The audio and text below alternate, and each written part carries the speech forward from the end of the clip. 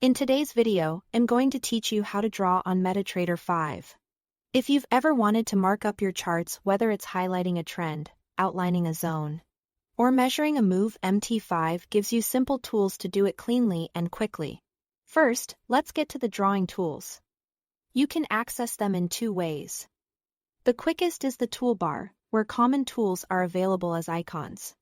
If you prefer the menu path, look to the menu bar at the top, click Insert. Then hover over Objects.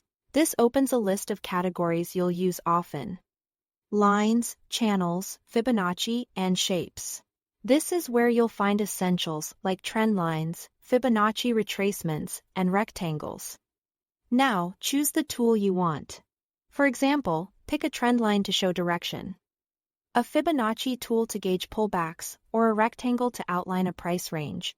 After you click the tool in the list, move your cursor to the chart. To draw, click and drag. Place your first click where you want the object to start. Then hold and drag to where you want it to end. Release the mouse to set it in place. If it's not quite right, don't worry, you can refine it. To edit or move anything you've drawn, double-click the object. You will see small anchor points appear. These handles tell you the object is selected. Click and drag an anchor point to change the shape or length, for example. Extend a trend line or resize a rectangle. To reposition the entire object, drag it once the anchor points are visible. If it doesn't move, make sure you actually selected it by double-clicking until the handles appear. Zooming in can help with precise adjustments, especially on busy charts.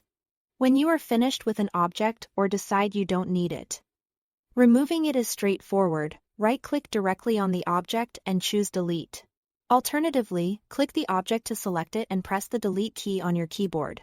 If multiple items overlap, right-clicking gives you a quick way to ensure you are deleting the correct one. That's the full workflow. With a bit of practice, you will be able to annotate charts clearly and keep your analysis organized. Thanks for watching.